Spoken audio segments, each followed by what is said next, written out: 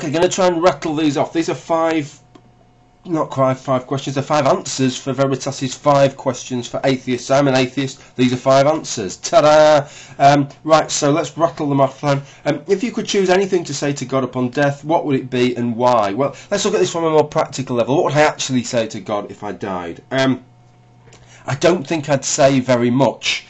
I mean, if a couple of burly men arrived at my door and said, "Who the fuck are you looking at?" I'd probably not say very much. I'd just be very, very scared. So if I extrapolate that on up to God, I'd probably, I don't know, my heart would start pounding, adrenaline would course through my body, a little bit of dribble would probably just start running down there, but most significantly, I would defecate. I would think I would literally shit myself. Shit would start running down, unless I'd just been to the toilet before I died. Shit would literally start cascading down my leg, which would be rather embarrassing. But then this room where you first get to meet God, I should think it will stink horribly of shit, because I won't be the only person to have defecated like this. I would think the majority of people would defecate under that circumstance, especially Christians, because at least when I've calmed down, when I've settled down a bit, I can come up with a kind of a reason, can't I? I can say, well, look, God, I've actually acted, I think, quite morally throughout my life, and so if that's something that bothers you, God, though it probably doesn't, given the way that you act yourself, but look at the evidence I had to go on. I think I made a rational decision. Given the same evidence, what decision would you have made, God? I think you'd have arrived at the same decision. Well, a Christian can't say that. A Christian believes in God, but most Christians still fuck up in exactly the same way. In fact, a lot of them behave a lot worse than I do. So they're really going to be crapping themselves, aren't they? There's going to be oceans of shit flying out the door from the Christian side of it. So what would I say? Probably not very much. I just shit myself, but I don't need to say anything. He can read my brain. He knows what I would say if I could say it anyway. Okay, question 2. What sort of evidence would you find sufficient in order to abandon atheism and become a believer in God?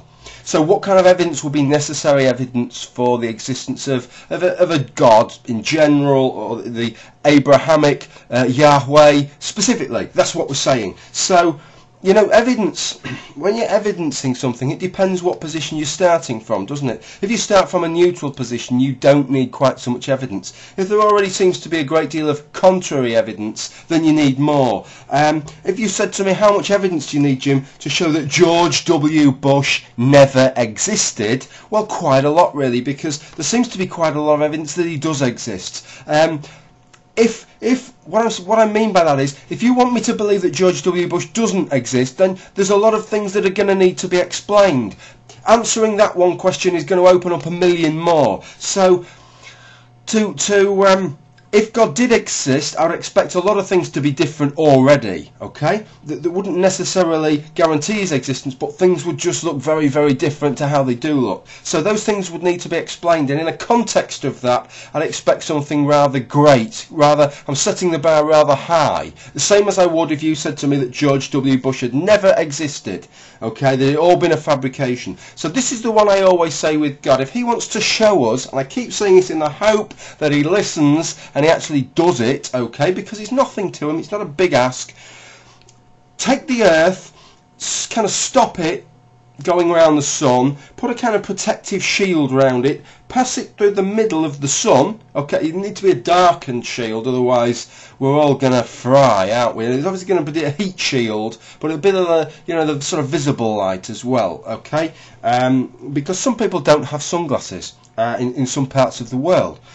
Pass it through the sun, back to its orbit the other side, and then set it in motion again with the moon. Keep the moon. The seasons will be 6 months out, won't they? But with that, the Earth would sort that out. It would be a bit of a lurch for that. Then appear straight away to all of us afterwards and say, that was me, I'm the one that did that, and I am the Abrahamic God Yahweh, and that's what I've just done. So that would, to me, that would convince me. And that's nothing, is it? I mean, some people say, well, that's a bit of a big ask. Can't you just have a statue that bleeds a little bit or something? And surely that's good enough. But a statue that bleeds a little bit or passing the earth through the sun, there's no difference for God. They're both pathetically small things to do. So if he actually wants to give us a sign, why not make that the sign? That's my thought on that. Okay, the third question then. Do I think the new atheist movement is ultimately a good thing or a bad thing for free thinkers? I don't like that term really. And skeptics.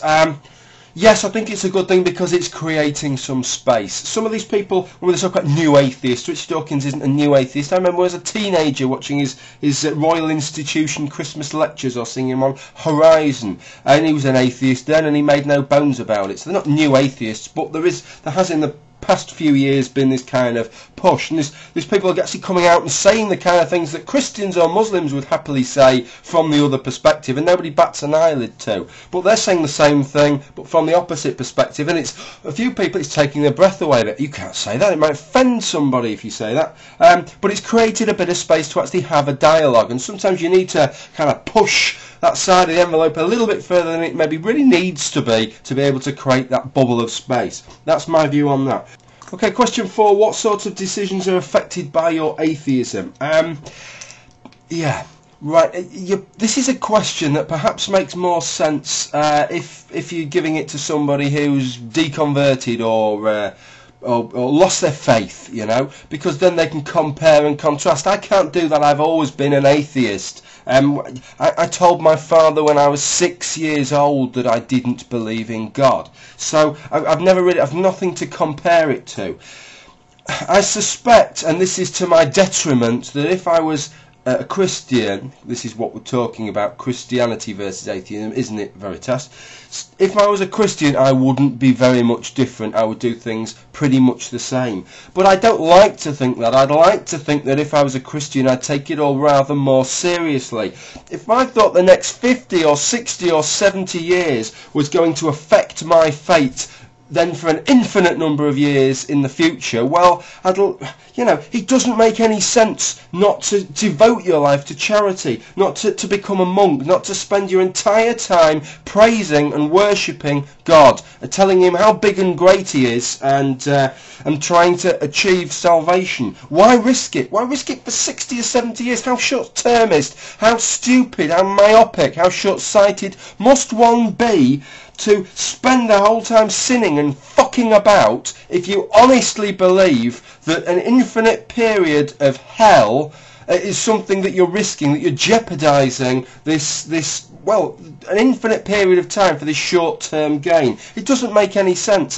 When Christians tell me that they honestly believe these things and yet still lead the same kind of life that I'm leading now, I just beggars belief. It really does. Question 5, the final question. Thank Christ. Not literally. What is more important, gaining true belief about the world or not gaining false beliefs about the world? Gaining true beliefs about the world is more important because you have the false beliefs anyway. The false beliefs existed long before the true beliefs, and the false beliefs, they will expand to fill a vacuum. If you don't have true beliefs, humanity just invents some shit to answer the question on its behalf. So let's forget about the false beliefs. The false beliefs are always there in the background like some hideous little troll. Gaining true beliefs is the important thing. My nanny used to say, look after the pennies and the pounds will look after themselves. Well, look after the true beliefs and the false beliefs will look after themselves. Thank you for watching this video. Bye-bye. Oh, let's try that again. I didn't press stop there. I'm embarrassed. Pussy! Pussy! Pussy! Good pussy. Pussy? Pussy? Oh well. She's had enough.